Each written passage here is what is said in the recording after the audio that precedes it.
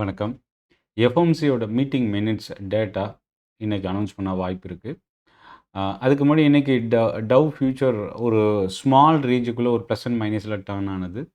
இன்னைக்கு நம்ம market நேத்தியோட market போலவே கொஞ்சம் வீக்கா இருந்தது. ஆனா நேத்தியோட மார்க்கெட்ல என்னன்னா, பெஞ்ச்மார்க் இண்டெக்ஸ் நிஃப்டியோட ஃபால் தான் அதிகமா இருந்தது. Mid cap, small cap, next 50 இண்டெக்ஸை விட.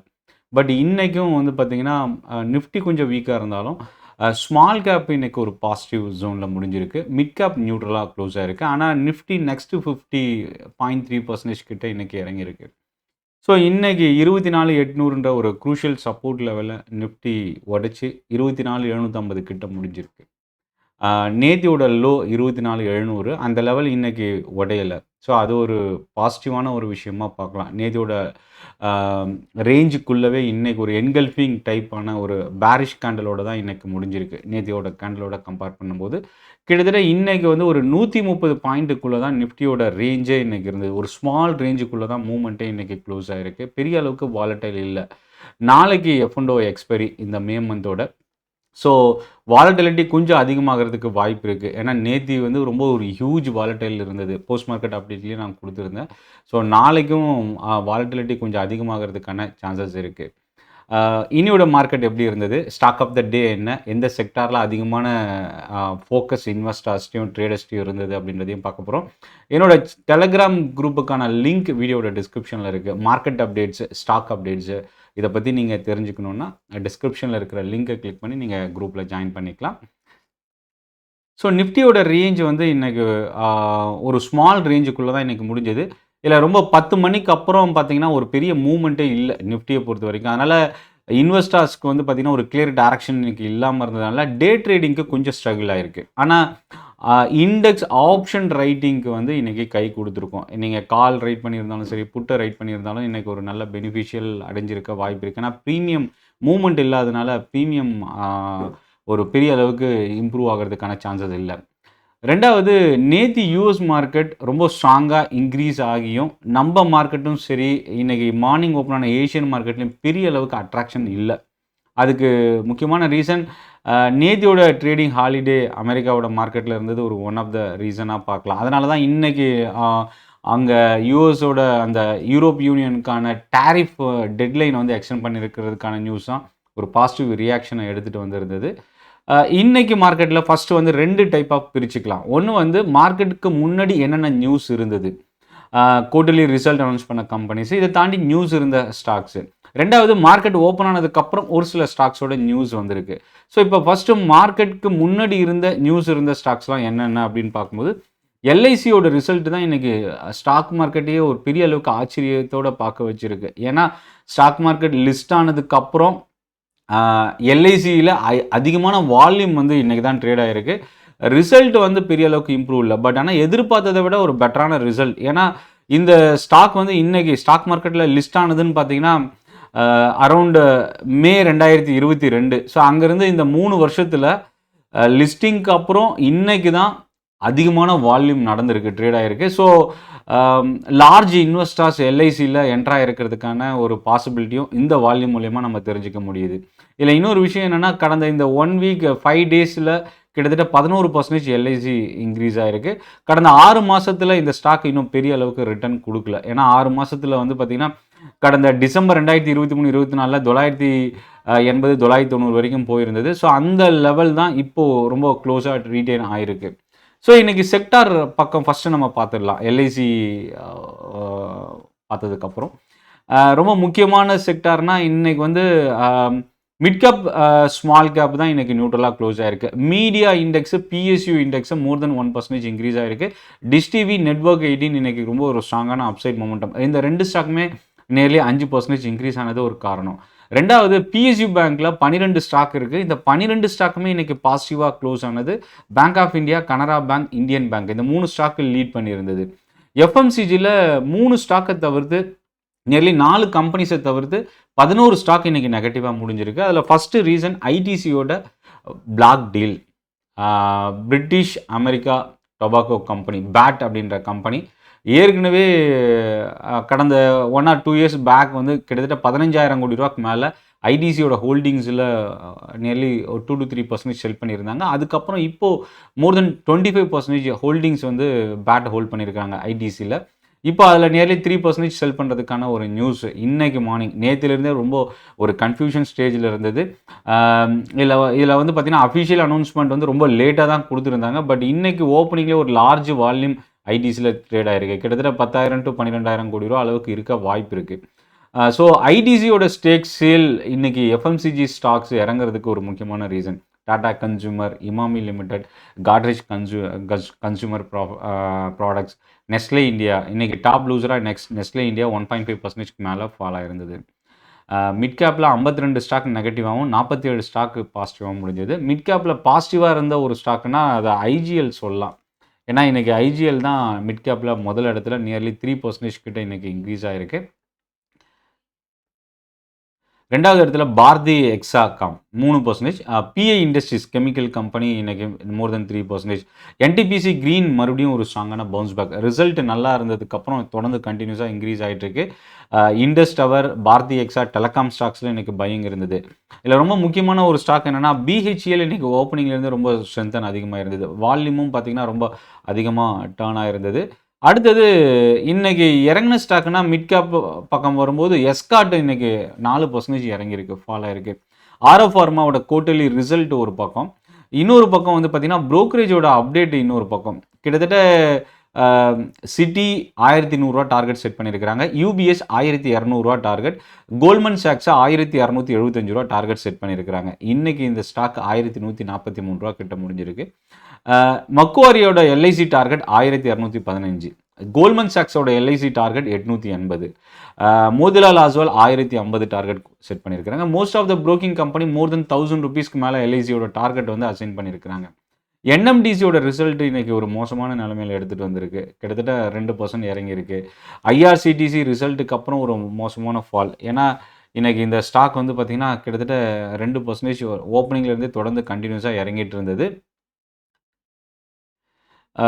இதை தாண்டி இன்னைக்கு வந்து பார்த்திங்கன்னா ஸ்டாக் வைஸ்ன்னு பார்க்கும்போது டோரன் பவர், பாலிசி பஜார், டிக்சன், கன்சூமர் டூரபிள்ஸ் இன்றைக்கி நியர்லி 0.5% இறங்கி இருந்தது. So wire and cable manufacturing companies, electronic stocks இது எல்லாமே ஃபால் இருந்தது.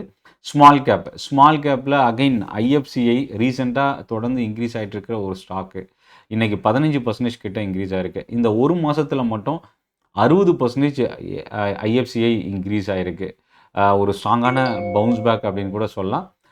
இப்போது 70 ருபீஸ் அபோவ் வந்து இன்றைக்கி க்ளோஸ் ஆகிருக்கு ஸ்மால் கேப் சைடில். ரெண்டாவது ஐடிஐயோட குவார்ட்டர்லி ரிசல்ட் இன்றைக்கி ரொம்ப ஒரு ஸ்ட்ராங் பவுன்ஸ் பேக். ரிசல்ட் வந்து பெரிய அளவுக்கு இம்ப்ரெஸ் இல்லை அப்படின்னாலும் இன்றைக்கி இந்த ஸ்டாக் 10% ஃப்ரீஸ் ஆகி க்ளோஸ் ஆகிருக்கு. ஸோ அது ஒரு பாசிட்டிவாக பார்க்கலாம். Rites limited, Apple India, CDSL, Welcorp, railway ஸ்டாக்ஸில் ரயில்டெல் இன்றைக்கி ஒரு ஸ்ட்ராங்கான பவுன்ஸ் பேக். தொடர்ந்து ஒரு 1 வீக்காக defence and railway stocks increase ஆகிட்டுருக்கு. ரொம்ப கேர்ஃபுல்லாகவே இந்த ஸ்டாக்ஸ்லாம் ஃபோக்கஸ் பண்ணுங்கள். ஏன்னா கண்டினியூஸாக இன்க்ரீஸ் ஆகும்போது ஒரு இடத்துல ப்ராஃபிட் புக்கிங் வரதுக்கான பாசிபிலிட்டி இருக்குது. ஸோ ரயில்வே அண்ட் டிஃபென்ஸு ரொம்ப கேர்ஃபுல்லாக ஃபோக்கஸ் பண்ணுங்கள். பிவிஆர் ஐநாக்ஸ் மீடியா செக்டார் இன்றைக்கி டாப் செக்டோரல் கெய்னராக இருந்ததுனால பிவிஆர் ஐநாக்ஸ் இன்றைக்கி நியர்லி 2% இன்க்ரீஸ் ஆகிருக்கு. லாரஸில் ஃபார்மா வந்து நியர்லி 0.5% இன்றைக்கி ஃபால் ஆகிருந்தது. அதனால் ஹெல்த் கேர் அண்ட் ஃபார்மாவில் இன்றைக்கி வீக்னஸ் இருந்தது. ஆனால் லாரஸ் லேப் இன்றைக்கி ஒரு பாசிட்டிவ் க்ளோசிங்கோட முடிஞ்சிருக்கு. ஸ்மால் கேப்பில் அதிகமாக ஃபால் ஆகிருக்கிற ஸ்டாக்ஸில் ஆக்ஷன் கன்ஸ்ட்ரக்ஷன் எக்யூப்மெண்ட்ஸ், இப்போ ரீசெண்டாக ரிசல்ட் வந்த இந்த ஸ்டாக் இன்றைக்கி நியர்லி 4% கிட்ட ஃபால் ஆகிருக்கு. ஸோ அது ஒரு நெகட்டிவாக பார்க்கலாம். ஆர் பவர் 3% இறங்கியிருக்கு. டிட்டாகர் ரயில் 3% ஃபால் ஆகிருக்கு. டிஃபென்ஸ் ஸ்டாக்ஸில் ஒரு சில ஸ்டாக்ஸ் இன்றைக்கி பிஎம்எல், டிட்டாகர் ரயில் இந்த ஸ்டாக்ஸ்லாம் இன்றைக்கி ஃபால் ஆகிருக்கு. நெக்ஸ்ட் 50 பக்கம் வரும்போது இன்றைக்கி எல்ஐசி தான் டாப் கெய்னர். ஏன்னா நெக்ஸ்ட் 50 இண்டெக்ஸில் எல்ஐசி வந்து இன்றைக்கி லீட் பண்ணியிருக்கு. Canara bank, Bharat petroleum, siemens இந்த ஸ்டாக்ஸ்லாம் மோர் தென் 1% இன்க்ரீஸ் ஆகிருந்தது. சிமெண்ட் ஸ்டாக்ஸ் தான் இன்றைக்கி ஒரு மோசமான ஃபால் அப்படின்னு சொல்லலாம். ஸ்ரீ சிமெண்ட் இன்றைக்கி 3% கிட்ட ஃபால் ஆகிருக்கு. ஜிஎஸ்டி டிமாண்ட் நோட்டீஸ் மோர் தென் 500 crore ரிசீவ் பண்ணியிருக்கிறது ஒரு நெகட்டிவ். ரெண்டாவது போஷ் லிமிடெடோட ரிசல்ட் இன்றைக்கி கை கொடுக்கல. ஓப்பனிங்லேயே மோர் தென் 2 to 3% இறங்கின இந்த ஸ்டாக் க்ளோசிங்கில் பார்த்தீங்கன்னா 3% கிட்ட இன்றைக்கி டவுனில் க்ளோஸ் ஆகிருக்கு. ஹேவல்ஸோட ஃபால் நியர்லி 2%. டாடா பவர், நாக்ரியோட ரிசல்ட் நேற்று கொடுத்துருந்தாங்க, இன்றைக்கி 1% இறங்கியிருக்கு. அதானி குரூப் ஸ்டாக்ஸ்லேயும் இன்றைக்கி ஃபால் இருந்தது, நியர்லி 1% நியர்லி ஃபால் ஆகிருந்தது. ஆனால் Adani energy solutions, Adani power, Adani green இந்த ஸ்டாக்ஸ்லாம் இன்றைக்கி ஃபால் ஆகிருந்தது. டோரன் ஃபார்மா இன்றைக்கி செல்லிங் ப்ரெஷர் இருந்தது. அடுத்தது பேங்க் நிஃப்டியில் 7 ஸ்டாக் பாசிட்டிவாகவும் 5 ஸ்டாக் நெகட்டிவாகவும் இருந்தது. ஒரே ஒரு பேங்க் மட்டும்தான் மோர் தென் 1% மேலே இன்க்ரீஸ் ஆகிருக்கு, கனரா பேங்க். இண்டஸ்இண்ட் பேங்க் இன்றைக்கி 2% கிட்ட ஃபால் ஆகிருக்கு. ப்ரோக்கரேஜோட அப்டேட் ஒரு ஒன் ஆஃப் த ரீசனாக பார்க்கலாம். நிஃப்டி 50ல் HDFC life, BEL, Bajaj finance, Hero motor இந்த 4 ஸ்டாக் தான் இன்றைக்கி நியர்லி 1 to 2% இன்க்ரீஸ் ஆகிருந்தது. IndusInd bank top loser, nearly 2% இறங்கியிருக்கு. Apollo hospital, UltraTech cement, Hindalco, Nestle India, Tata consumer, அதாவது FMCG ஸ்டாக்ஸில் இன்றைக்கி ஃபால் இருக்குது. ஹெல்த் கேர் ஸ்டாக்ஸ் இன்றைக்கி இறங்கியிருந்தது. சிமெண்ட் ஸ்டாக்ஸ் இன்றைக்கி ஃபால் ஆகிருந்தது. அடுத்தது இல்லை ஓவரால் இன்றைக்கி லைவ் மார்க்கெட்டில் என்னென்ன நியூஸ்லாம் வந்தது அதை நம்ம பார்க்கலாம். ஃபஸ்ட்டு விஷயம் என்னென்னா, மெட்ப்ளஸோட ரிசல்ட் இன்றைக்கி 2% இன்க்ரீஸ் ஆகிருந்தது. அப்போலோ மைக்ரோ சிஸ்டம் ரொம்ப முக்கியமாக கவனிக்கக்கூடிய ஒரு ஸ்டாக்கு.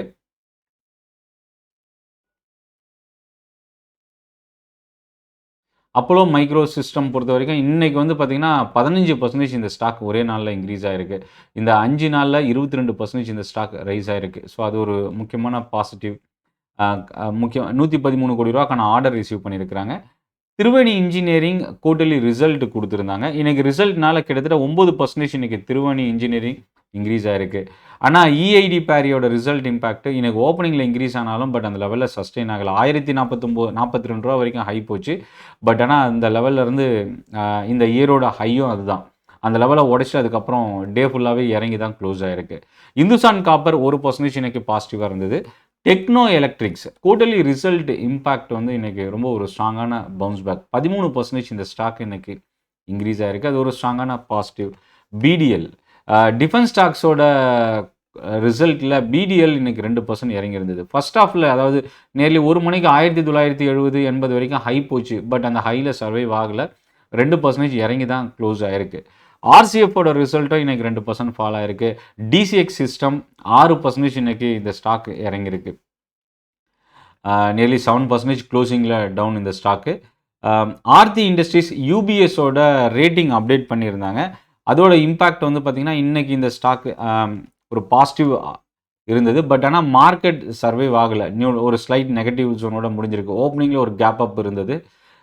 ஹீரோ மோட்டார் நம்ம வாட்ச் பண்ணலாம் நாளைக்கு. அதாவது ஹீரோ மோட்டாரோட குரூப் கம்பெனியான ஹீரோ ஃபின்கார்ப் செபியோட அப்ரூவல் ரிசீவ் பண்ணியிருக்கிறாங்க. 3668 கோடி ரூபாய்க்கான IPO.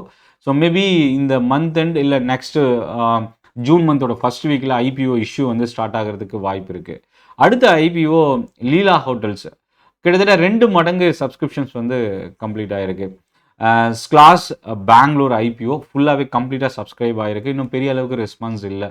ஜைடஸ் லைஃபோட USFDAவோட அப்ரூவல் இன்றைக்கி 0.7% பாசிட்டிவாக இருந்தது. 3M இந்தியா ரிசல்ட் இன்றைக்கி கொடுத்துருந்தாங்க. 4% இந்த ஸ்டாக் இன்றைக்கி ஃபால் ஆகிருக்கு. 4 to 5% கிட்ட இன்றைக்கி இறங்கியிருக்கு. மார்க்கெட் க்ளோசிங்கில் ஒரு பெரிய ஃபால். இன்செக்டிசைடு நியர்லி 2% இன்க்ரீஸ் ஆகிருக்கு. இண்டிகோ சேர்மேன் அப்பாயிண்ட் பண்ணியிருக்கிறாங்க. இன்றைக்கி 0.2% இந்த ஸ்டாக் பாசிட்டிவாக இருந்தது. கிரானியூல்ஸோட குவார்ட்டர்லி ரிசல்ட்டு 1.5% இன்றைக்கி இந்த ஸ்டாக் டே லோவில் க்ளோஸ் ஆகிருக்கு. இது இன்றைக்கி லைவ் மார்க்கெட்டில் வந்த நியூஸு. நொமுரா குளோபல் ப்ரோக்கரேஜ் KECக்கான ரேட்டிங் வந்து அப்டேட் பண்ணியிருந்தாங்க. 1.2% இன்றைக்கி இன்க்ரீஸ் ஆகிருக்கு.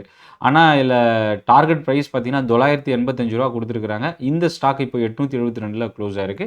TTK ப்ரெஸ்டீஜ் நேற்று ரீசெண்டாக ரிசல்ட் வந்த இந்த ஸ்டாக்கோட ரேட்டிங் வந்து ரிவைஸ் பண்ணியிருக்கிறாங்க. CLSA வந்து டார்கெட் ப்ரைஸை குறைச்சிருந்தது. இன்றைக்கி 3% TTK ப்ரெஸ்டீஜ் வந்து ஃபால் ஆகிருக்கு. இண்டஸ்இண்ட் பேங்க் நிஃப்டியில் டாப் லூசருக்கான முக்கியமான ரீசன் ப்ரோக்கரேஜோட டவுன்கிரேட் வந்து ஒரு ஒன் ஆஃப் த ரீசனாக பார்க்கலாம். JP Morgan, IDFC first bank வந்து அண்டர் வெயிட்லேருந்து நியூட்ரலாக அப்கிரேட் பண்ணியிருக்கிறாங்க. இண்டஸ்இண்ட் பேங்க்கும் ஃபெட்ரல் பேங்க்கும் டவுன்கிரேட் பண்ணியிருக்கிறாங்க. இன்றைக்கி இண்டஸ்இண்ட் பேங்க் ஃபால் ஆனதுக்கு ஒரு ஒன் ஆஃப் த ரீசனாக JP மார்கனோட அப்டேட் பார்க்கலாம். ஸோ LICயோட ரேட்டிங் ப்ளஸ் ரிசல்ட் இது வந்து இன்றைக்கி ரொம்ப ஒரு ஸ்ட்ராங்கான வால்யூம் லிஸ்டிங் டேலேருந்து இன்னைக்கு வரைக்கும் ஹையஸ்ட் வால்யூம் இன்னைக்கு கிராஸ் ஆயிருக்கு. இது என்ன மாதிரி ஒரு ரியாக்ஷன் எல்ஐசிக்கு மேபி மறுபடியும் 1000 ஐபிஓ ப்ரைஸை கிராஸ் பண்ணி இன்னும் ஒரு ஸ்ட்ராங்கான ரிட்டர்ன் கொடுக்குமா, பெர்ஃபார்மன்ஸ் ஒரு நல்ல பெர்ஃபார்மன்ஸ் கிடைக்குமா அப்படின்னு இன்வெஸ்டரோட எதிர்பார்ப்பு இருக்குது. என்ன நடக்க போகுது அப்படின்றத பார்க்கலாம். ஓவரால் மார்க்கெட் சென்டிமெண்ட் பாசிட்டிவாக இருக்குது. ஏன்னா இந்த 24,000க்கு மேலே இருக்கிற வரைக்கும் இந்த ஸ்ட்ரென்தன், முக்கியமாக 24,500க்கு மேலே இருக்கிற வரைக்கும் இந்த ஸ்ட்ரென்தன் கண்டினியூ ஆக சான்சஸ் இருக்குது. பை அண்ட் டிப்ஸ் நம்ம இந்த ஸ்ட்ராட்டஜியை வந்து யூஸ் பண்ணலாம். ஏன்னா செல் அண்ட் ரைஸ் ஸ்ட்ராட்டஜி அப்ளை பண்ணாதீங்க. மார்க்கெட் வந்து ரொம்ப ஒரு நியூட்ரலாக இருக்கலாம், இல்லை பாசிட்டிவாக இருக்கலாம். பட் ஒரு வீக்னஸ் இல்லை பேனிக் செல்லிங், ஏதாவது மார்க்கெட்டை வந்து கொலாப்ஸ் பண்ணால் மட்டுமே உண்டு. பட் ஓவரால் சென்டிமெண்ட் இப்போ நியூட்ரல் டு பாசிட்டிவாக மூவ் ஆகிட்டுருக்கு. ஸோ இந்த செஷன் யூஸ்ஃபுல்லாக இருக்குது அப்படின்னு நினச்சிங்கன்னா Chennai trading academy YouTube channel subscribe பண்ண மறந்துடாதீங்க. என்னோடய டெலகிராம் குரூப்பில் ஜாயின் பண்ணிக்கங்க. மார்க்கெட் அப்டேட்ஸ் நான் ஷேர் பண்ணிகிட்ருக்கேன், நீங்கள் யூஸ் பண்ணிக்கலாம். நன்றி, வணக்கம்.